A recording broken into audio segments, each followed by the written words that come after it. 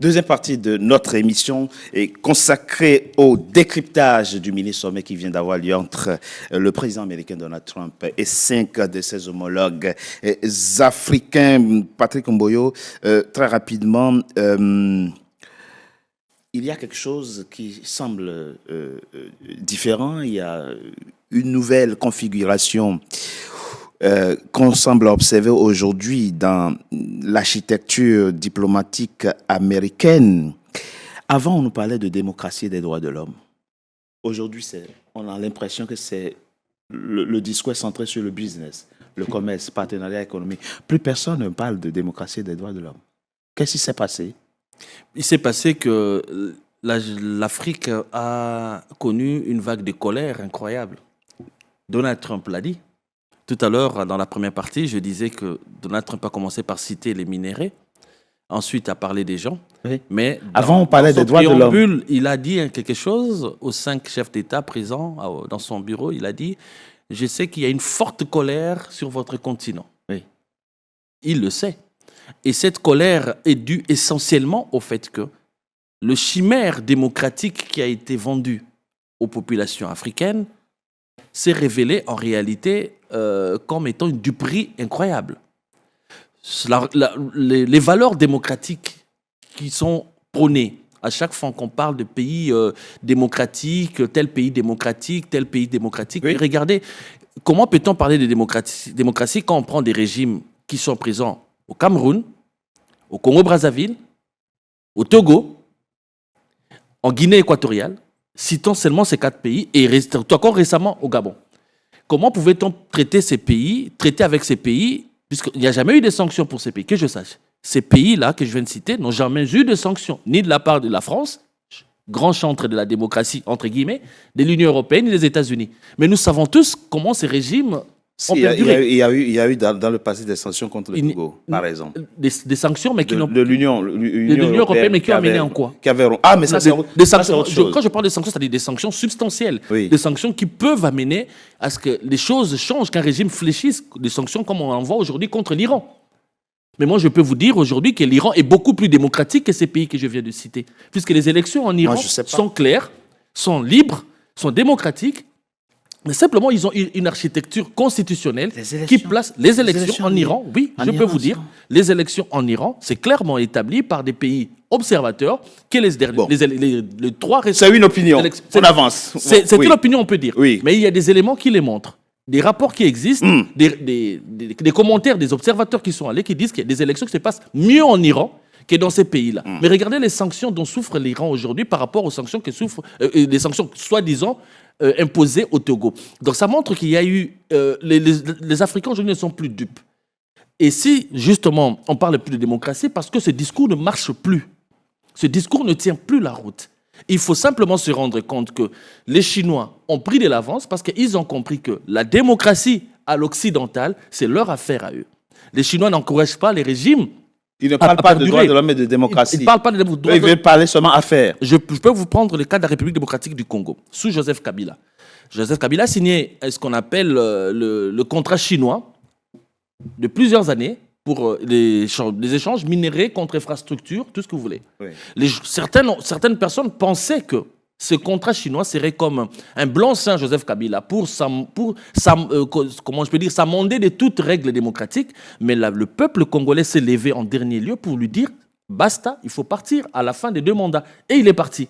C'est-à-dire c'est le fait que les Chinois viennent et qui ne parlent pas de démocratie, ni des droits de l'homme, ni d'élections transparentes, tout ce que vous voulez, ça ne veut pas dire que ça cautionne l'existence, la persistance des régimes dictatoriaux.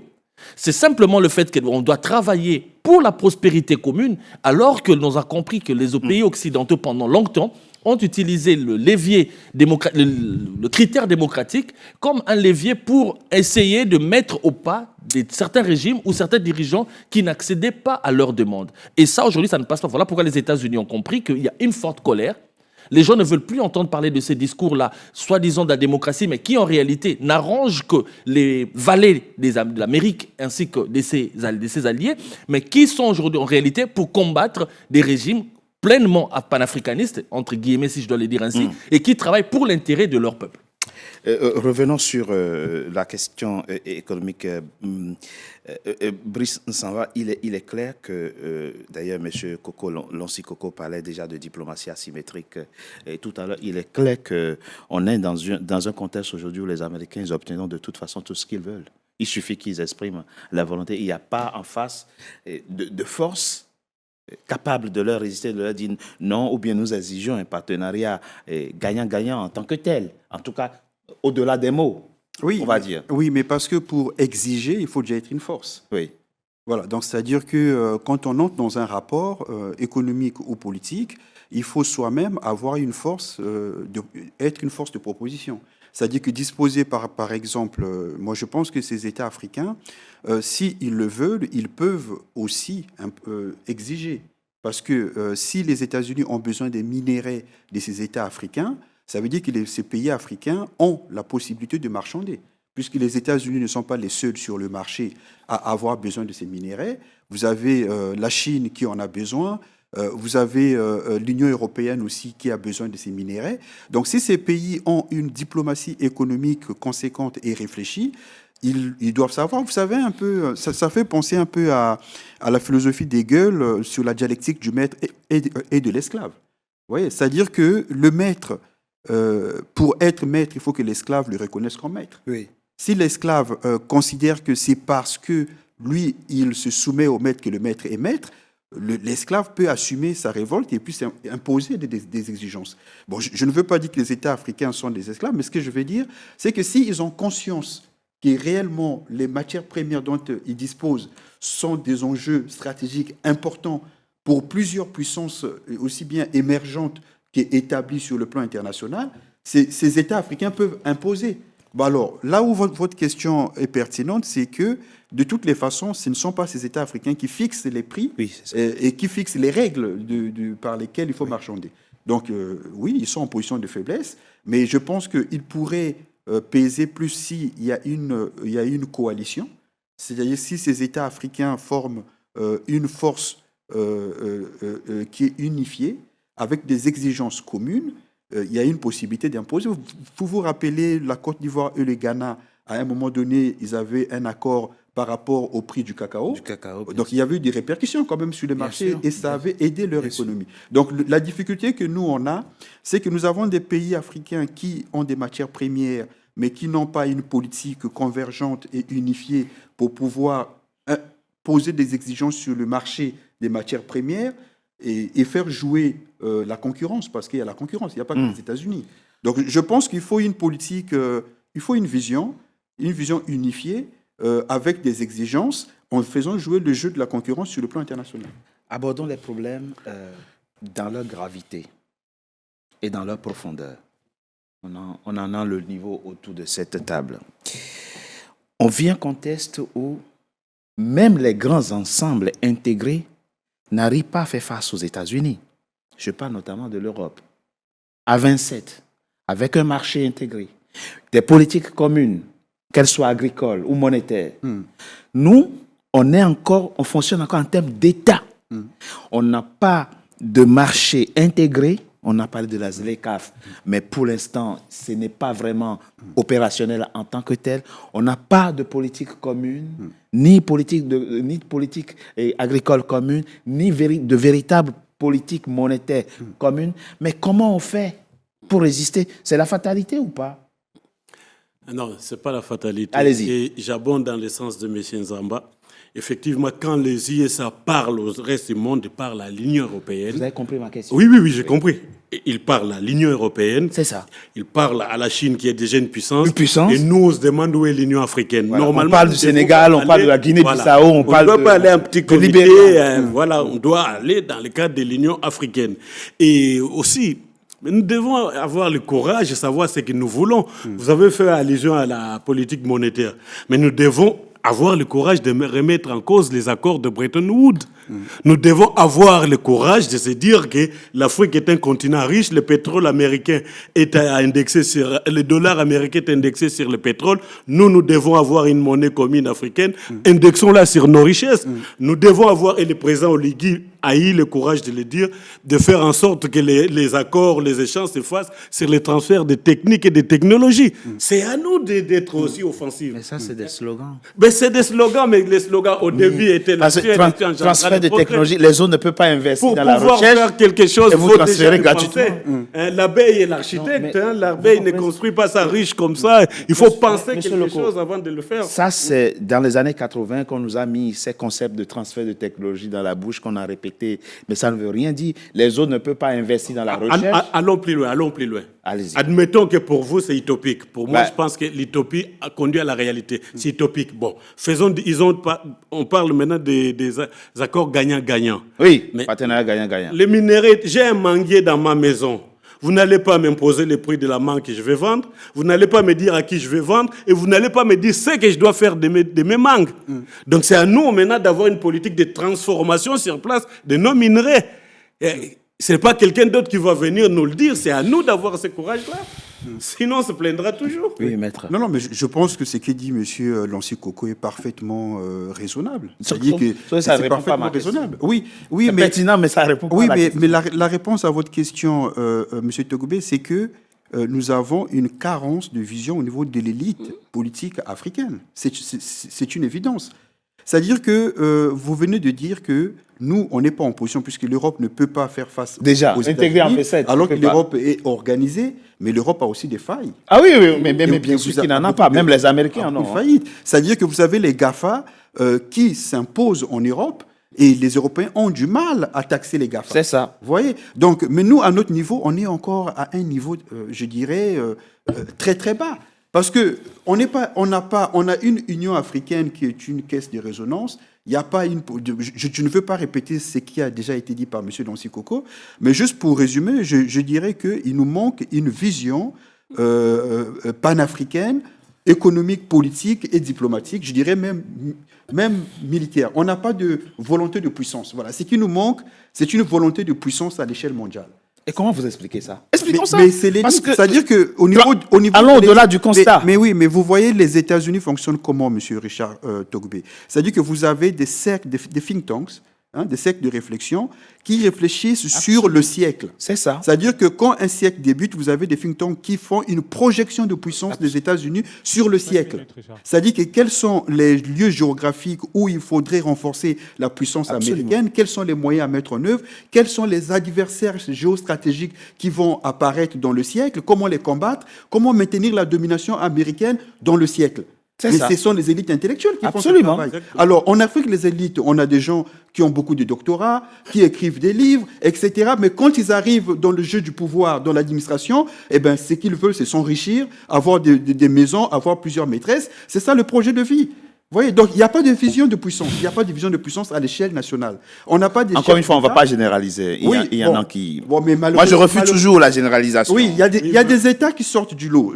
Je suis d'accord avec vous. Vous avez des pays, bon, même l'Afrique du Sud aussi, il y a beaucoup à dire. Il n'y a pas que le côté positif. Il y a des pays comme la Namibie. Il y a des pays qui sûr. sont exemplaires et vertueux. Totalement. Et vertueux. Et L'île Maurice, ils ont L'île- démis Absolument. leur présidente Absolument. pour avoir dépensé Voilà. 26 000 Voilà, c'est ça. euros de fonds C'est-à-dire publics. c'est-à-dire que les élites intellectuelles doivent former des cercles de réflexion, Absolument. constituer des leviers de proposition, des forces de proposition à ceux qui ont le pouvoir. Et ceux qui ont le pouvoir doivent comprendre qu'ils sont là pour servir l'intérêt général. C'est ça. Donc, il y a l'intérêt général des États et l'intérêt général de l'Afrique en tant que continent. Oui. Qu'est-ce que nous allons devenir, puisqu'on nous dit que nous allons devenir le continent où il y aura le plus de population. Mais quel enjeu pour une population importante dans le monde s'il n'y a pas une vision politique, économique et de puissance? Voilà. Donc, il y aura encore des jeunes qui vont immigrer dans d'autres États pour aller renforcer l'économie d'autres États. Donc, il nous manque ça. Le problème, c'est l'élite africaine. Voilà, il ne faut pas aller plus loin. On a affaire à une élite de façon générale, je suis désolé, corrompue. Voilà, donc c'est ça. Transformons l'utopie en réalité. C'est ça. En gros, c'est ça. Patrick Mboyo, tout le monde court vers nous. Tout le monde vient prendre nos richesses, nos minéraux. Et nous, on se maintient toujours dans un rapport asymétrique par rapport aux autres. Et il n'y a même pas un début de lumière, de flamme, de solution quelque part pour que nous coalisions nos forces et constituer un bloc, une puissance. ça s'explique comment? Ça s'explique à plusieurs niveaux. On peut avoir la volonté, mais il faut savoir faire la politique de ses moyens et avoir les moyens de sa politique. Les États africains indépendants, soient-ils, souverains soient-ils, n'existent que en tant que tels depuis 65 ans. Depuis 65 ans. Et quand bien même ils seraient indépendants et souverains depuis 65 ans, ils n'ont pas la maîtrise de leur destin. Puisqu'en réalité, nous savons dans quelles conditions ces États ont été créés, dans quelles conditions l'indépendance a été négociée, parfois arrachée, et dans quelles conditions la vie a été déterminée par la suite. Donc, nous partons déjà avec un grand retard. Ça, il faut en être conscient. Et un handicap. Un handicap énorme, de plus de 400 ans C'est vrai. d'esclavage, des siècles, plus d'un siècle de colonisation.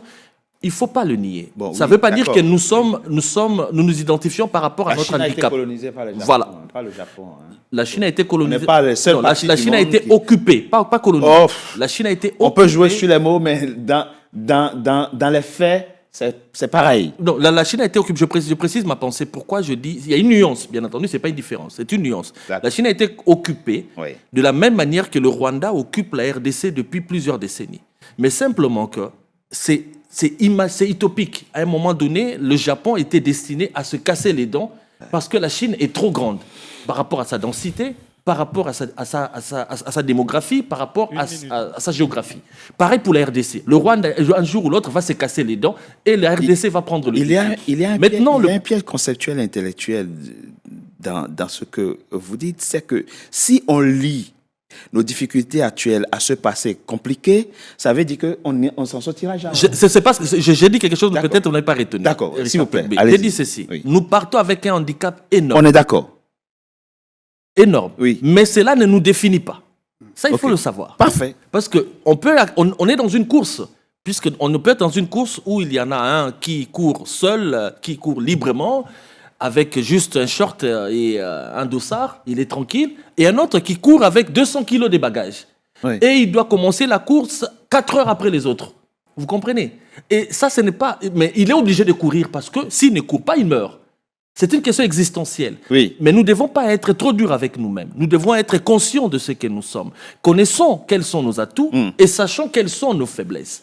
Aujourd'hui, pour pouvoir rivaliser avec l'autre continent, prenons l'exemple de l'Asie. En Asie, aujourd'hui, il y a eu des pays qui ont été colonisés aussi. Bien sûr. Mais le développement en Asie n'est pas homogène dans tous les autres pays. Prenez la Malaisie, prenez l'Indonésie, prenez les l'Inde, Philippines, prenez le l'Inde. Vietnam, prenez l'Inde. Oui. Chaque pays est en train de s'en sortir à sa façon. Mais ils ne sont pas obligés de parler tous d'une même voix. Je me demande toujours pourquoi devons-nous tous parler d'une même voix. Parce que nous sommes, quelque part, nous avons tous un passé commun. Mais la réalité à laquelle nous sommes confrontés n'est pas commune. Je peux prendre l'exemple de ces 5 États qui ont été, revenons à notre sujet, les 5 États dont les chefs d'État ont été invités par le président Trump. Ils n'ont rien qui les définit en commun. Sur Malheureusement. le plan géographique, Bon, sur le plan stratégique. Ils ont la façade maritime. Ils À ont- part ça, c'est le seul point commun. Ils ont la façade maritime, Oui. mais qui part de la Mauritanie jusqu'au Gabon. Vous savez, ça fait combien de kilomètres? Ça fait plus de 3000 kilomètres. Oui, d'accord, c'est vrai. Oui. On peut dire géographiquement, ils n'ont rien de concret en réalité. Puisque l'exploitation des poissons qui peut être faite au niveau des côtes mauritaniennes et sénégalaises n'est pas la même qu'au niveau du Gabon. On est d'accord. Le Gabon, lui, il a le pétrole. D'accord. Le Sénégal et la Mauritanie viennent à peine de commencer Oui. l'exploration. Où vouliez-vous en venir? Là où je veux en venir, c'est Allez, quoi? fais la pause. C'est savoir traiter les sujets, Oui. les problèmes, de façon circonstanciée et de façon pertinente. Nous ne pouvons pas avoir la même vision du développement pour l'Afrique en partant de la Tunisie jusqu'en Afrique du Sud. De Tunis au Cap, ce n'est pas possible. D'Addis Abeba ou de Mombasa jusqu'à Kinshasa, ce n'est pas la même chose. C'est une Nous devons être pragmatiques et connaître quels sont nos atouts et quelles sont nos faiblesses. On va approfondir ça après une courte pause. On se retrouve dans quelques instants pour la troisième et dernière partie de notre émission. À tout de suite.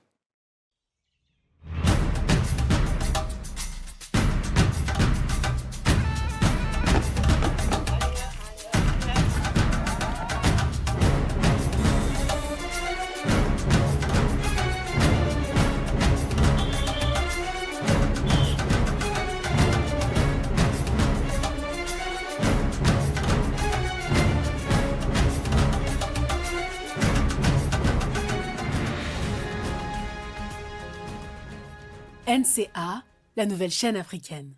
NCA, the New African Channel.